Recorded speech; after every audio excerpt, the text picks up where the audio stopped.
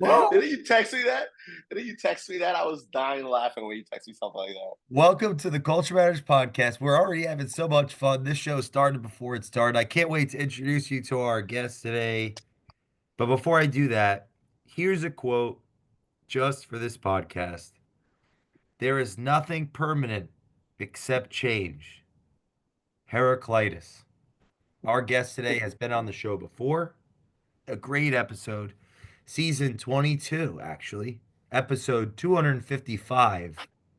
Carlos Sarmiento is back to talk all things sales, leadership, change, evolution. For the last, well, it's definitely, I think we're hitting beyond a decade. He's been a professional in the business of helping people make more money in real estate, investment side, sell at a profit, buy at the right price on the residential side for homeowners. Any homeowners listen to this, this is somebody you want in your corner.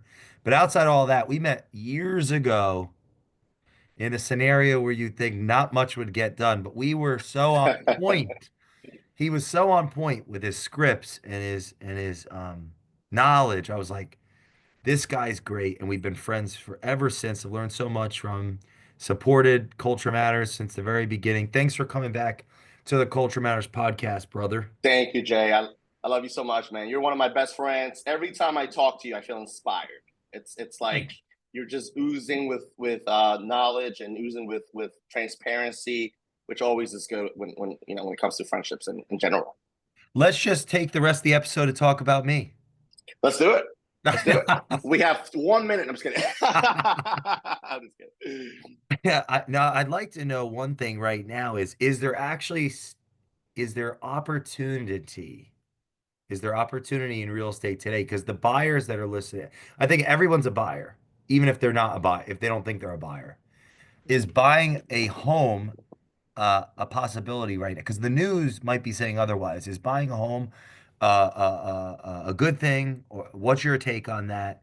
And let's guide us in that direction first. Absolutely. I think the buying is there's always a time to buy. I think buying a home, I mean, just contrary to the news and obviously the economy not being in the best position as we know, people are still buying homes, people are still selling homes, and people are still making moves.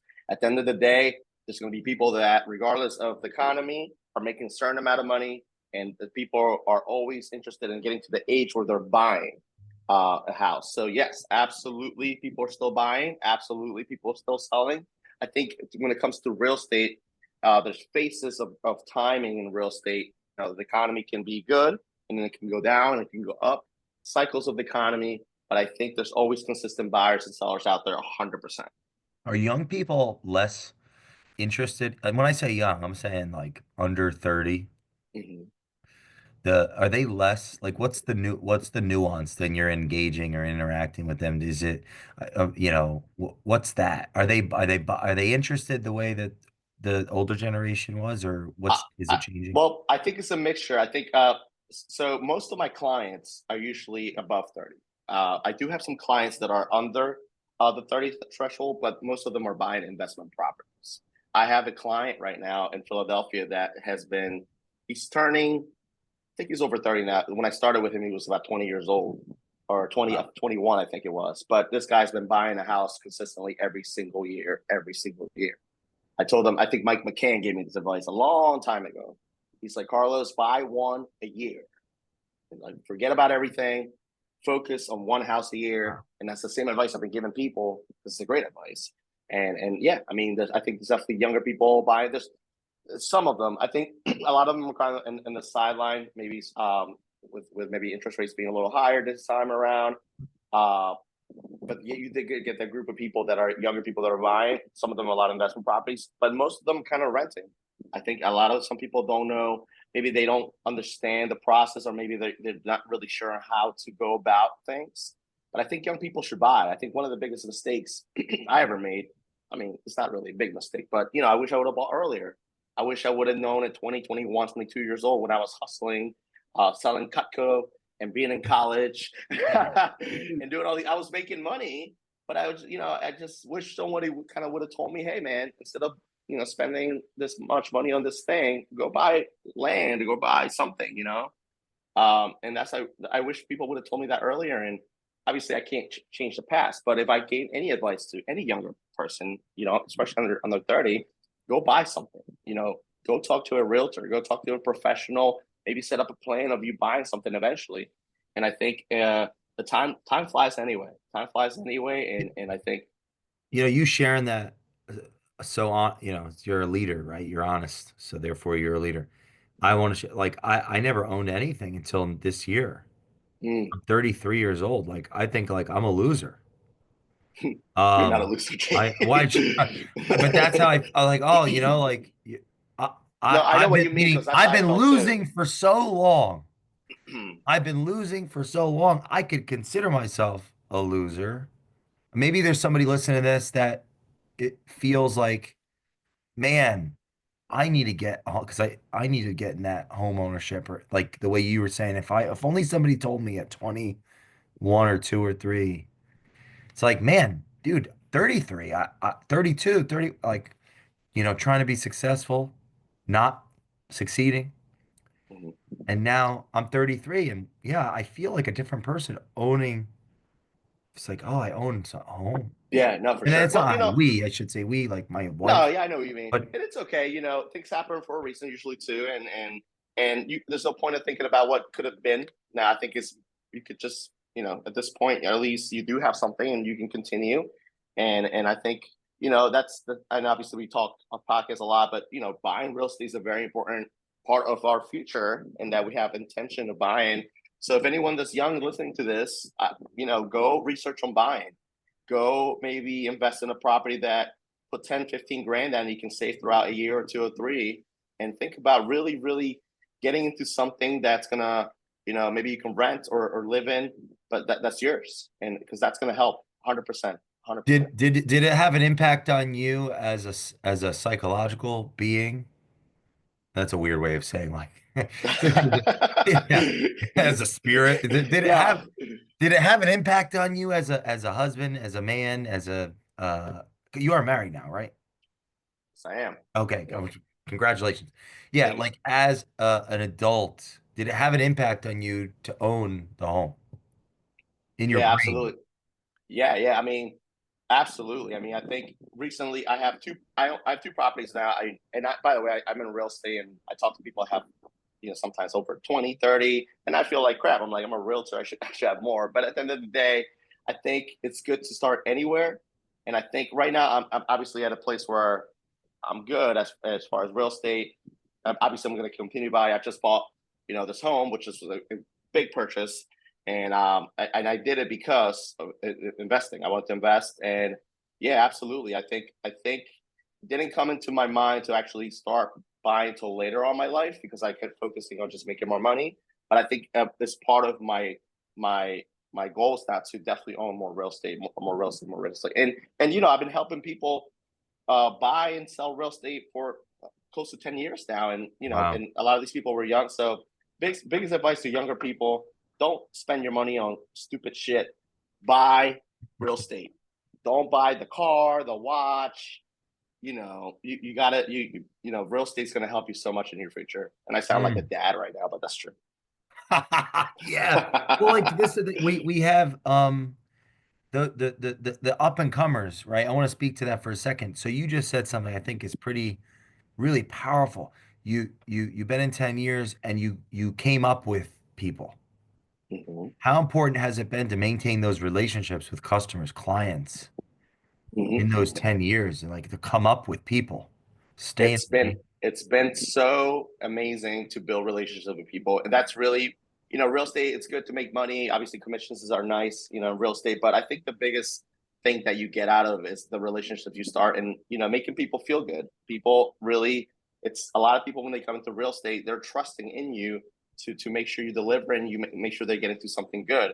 So once that's happened and once they do get into the home they like, um, starting that relationship as a friendship and a long-term connection really does help in business and in life in general. Now, obviously, you feel good about this whole situation, but not only that, but I mean, our business is referrals. I mean, we are salespeople. We are here to serve and give a product and solve a problem. And essentially, that problem, if it's solved for a client, they're going to tell their friend or tell the family, and so on and so on. I think building relationships is the key to Mm. anything, really, not just sales. I mean, just anything in general. I mean, if you need to build a relationship, it needs to last, it needs to be genuine, it needs to be transparent. I mean, the number one thing I always tell my clients, whether it's here, Florida, PA, wherever it is, I tell them, Mrs. Jones, Mr. Jones, even when my first phone call, even when I first talk to them, it's prospecting expired. Even if I don't know them, I say, Mrs. Jones, I am always 100% honest with you from the get go. You might not like it, but at least you'll know the truth will be. Wow. I will always tell you the truth, and people respect that. People, because you get people are getting phone calls sometimes from realtors or people have relationships in the past where they're affected.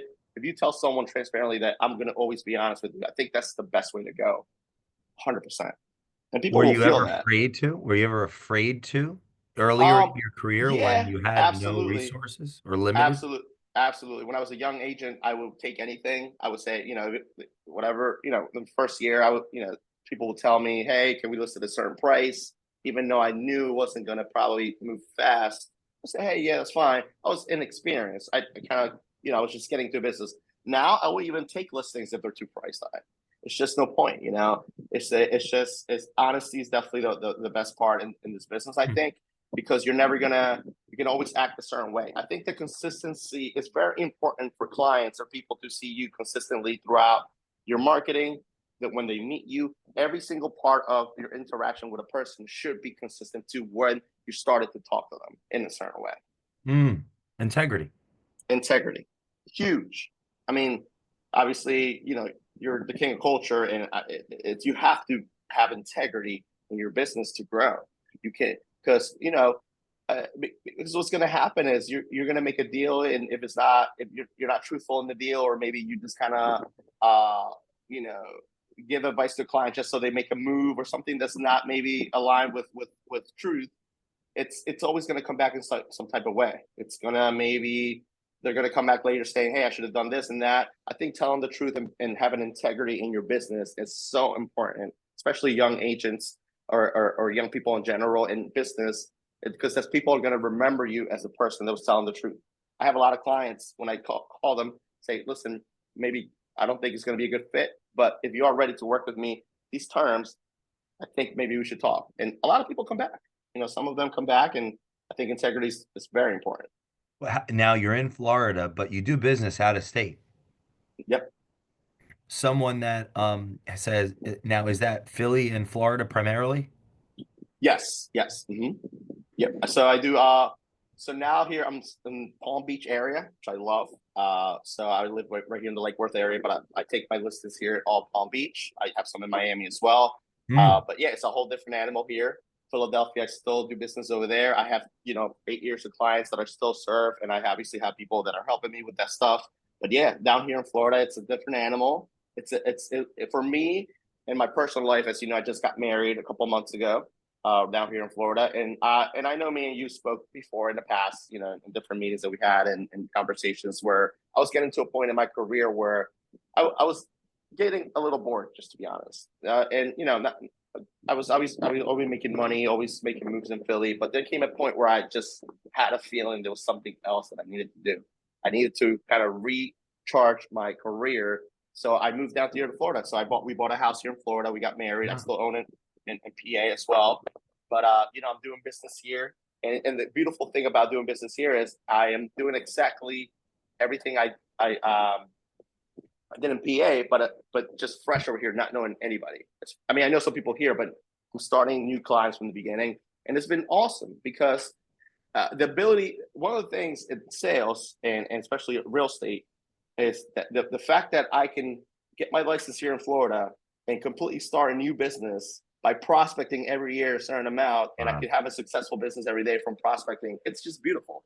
I mean, you can Wow. literally drop me off anywhere in the United States. Obviously, I have to get the license or whatever referrals first, whatever it takes. But I could be dropped off anywhere, and I know I could succeed just by making phone calls, which is beautiful.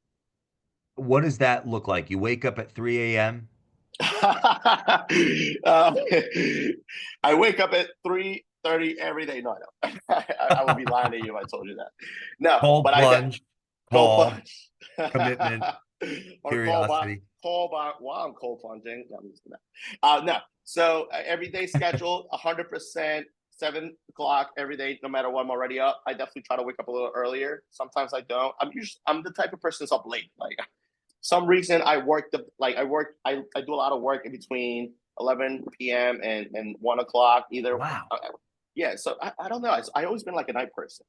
I still wake up early, but I 1 o'clock, 1:30. I just have so much on my mind at night when like everyone's sleeping. I'm calm, I'm relaxed, and like my mind just opens up. Anyway, Wow. so what I do the night before I prepare for the day, I write my schedule for the day, which is very important to do. If I don't have a schedule, I'm gonna be like all over the fucking place. Like I don't know what the fuck I'm gonna be doing.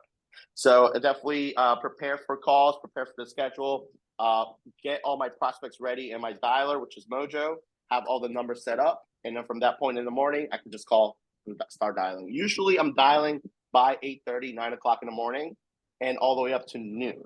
So my calling time religiously, no matter what, is in the morning, no matter what. Like I will rarely set up an appointment before noon to do anything as far as like appointments for real estate, things like And why is that so important that. for you? Well, that's how I make my money. I mean, at the end of the so there's an advice I got from someone, and I remember clearly. Uh, I remember I trying to do too many things. This person told me, Carlos, listen, you have your weapon. Your main hook and your main weapon is the phone. Stick to the phone. Stick to the phone. Stick to the phone. Because when you're a young agent, you're trying to do everything. You're like, oh, should I do mailers? Should I do this? Or that? At the end of the day, calling prospects that are ready or semi-ready or were already on the market before, these are the most motivated people to call. These are the people that are ready to sell. These are the people that are, and by the way, I focus on listings in my business. I'm a very much listing agent uh, in general. I mean, I definitely take on buyers, as everyone does, but my focus is on listings. It's just better leverage on everything. So I focus on phone calls. I focus on the follow-up.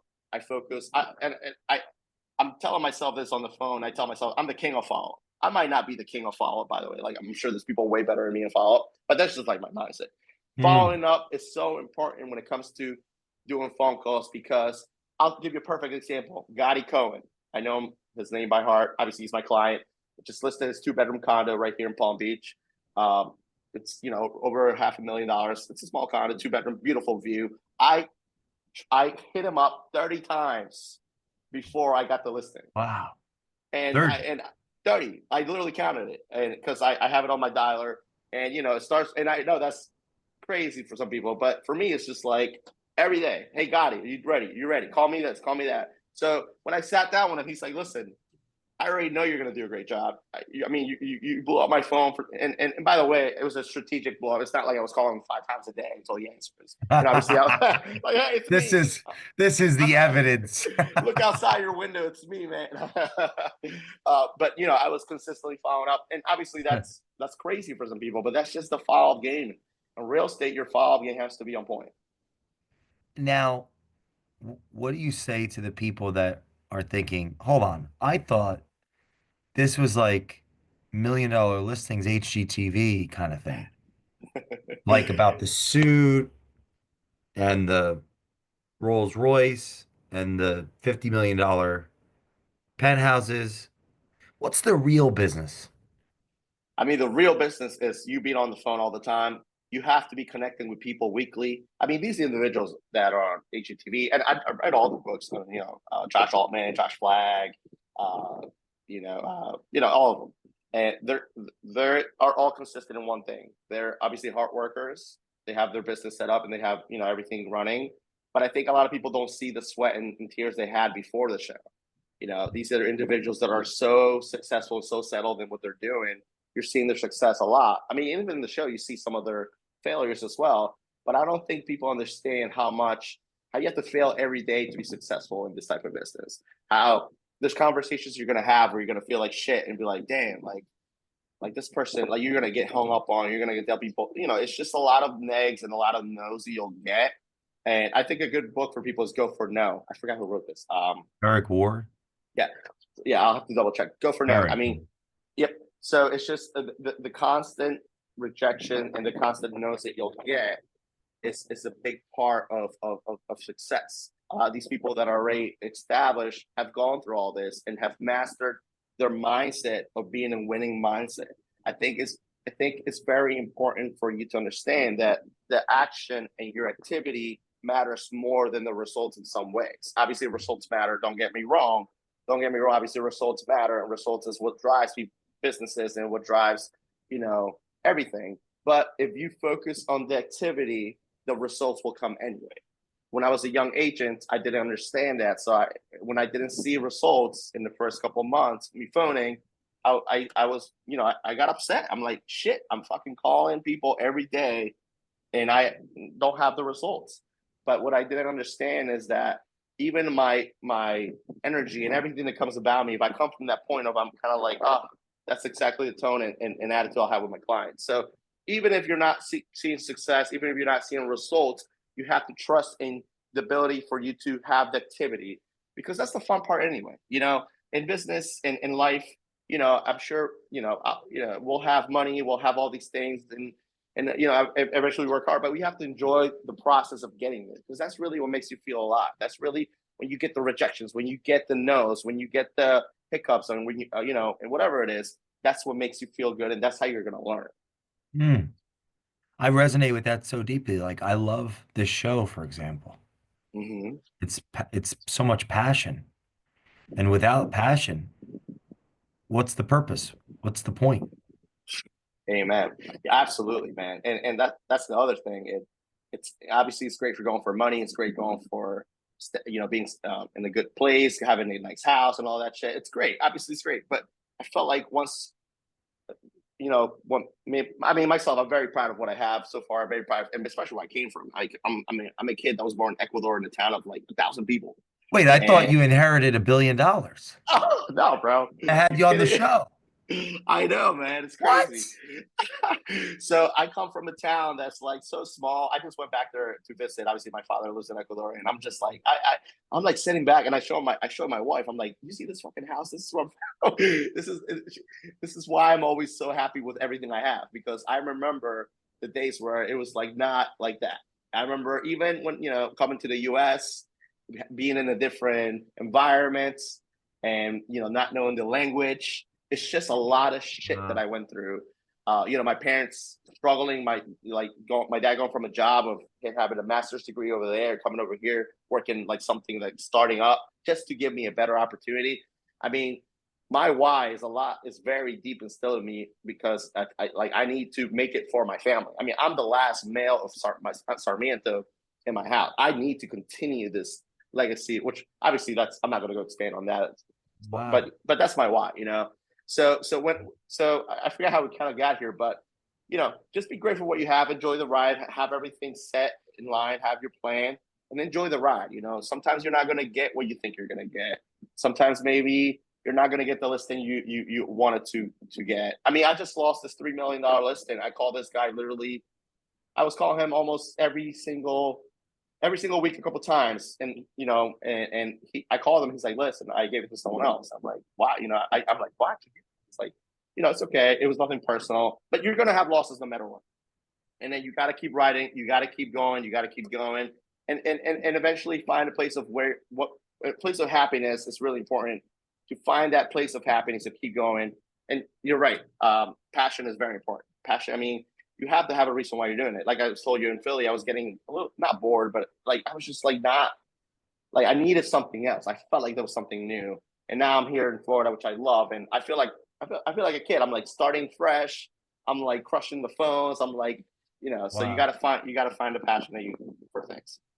What do you say to the people, to those that feel ungrateful, that are lacking that perspective of coming from another country, another, Yeah, different culture, different environment? What do you say to those feeling a little, down on themselves, but they haven't yeah, experienced what you have? I yeah, I think it's normal to feel that way. I think people feel like that. I just know it's not going to be forever. I think even everybody goes through their shit. Even when you're successful and you have all, things. I'll give you a perfect example. So we bought this house, beautiful house. Price high, new neighborhood, community, gated community, all that shit, whatever. And I felt amazing. I'm like, holy shit! I like this is one of the things when I look back, like I did it. Like I fucking bought the nice house and the gated community, all that shit. And then my grandmother died the month after. And I'm just like, obviously, she, by the way, 105 years old, 105 years old, this woman, amazing woman. She'll tell you stories for days. But I had I had everything I wanted, what I thought, and then my grandma died, and then kind of brought me back to like how none of that shit matters. I mean, yes, it's nice to have. At the end of the day, you have to just be grateful for what you have at that point. And you have to realize that the things that you might not have now could be a training for you to kind of have you feel that and later on be like, oh wow, like I have this now. So everything that happens, I believe, is really for a reason. And I know that's cliche, oh, everything happens is for a reason. But I mean, I think it's true. Like sometimes you're gonna lose, sometimes you're not gonna feel the way you want, but that feeling that you'll get maybe will drive you to succeed and get something later in the future. Maybe the feelings of negativity or not getting an appointment or someone passing away, or maybe you're feeling lonely or you're not finding love. Maybe that's the feeling you need to fuel you to get something that you have to get in the future. So sometimes you got to turn those negatives and those things that you didn't want and kind of switch it around and look outside the box and say, maybe this shit happens for a reason. That way I can grow. Maybe I kind of failed in this relationship to learn something new for my next relationship. Maybe I lost this client or this client partner because of something I didn't do. Now I can fix it and improve. So if someone's looking at this and is maybe someone that just came here or someone that's stuck, you got to realize that every single day you're going to have wins or losses, but you got to use the losses and you got to use the feelings of not having towards achieving what you do want. One of the things that I found in life, and obviously I'm not the wisest at all, like I'm just some guy that likes to, phone and do real estate. But I found out that the life that you expect is the life that you'll get. Hmm. And I kind of started living by that motto every single day. The life that I expect for myself is the life that I'll get. If I expect to sit here and lose every day, and not even consciously, subconsciously, and this is some of the things I talk with my wife. Obviously, she's amazing. I love her to death. And it's just friends. Sometimes, you hear people say negative stuff, not negative, like they're purposely negative, but maybe something like, oh shit, like, of course this happens to me, like shit like that. And I'm like, hey, maybe let's change our thought pattern. Maybe we want to change the way you say that.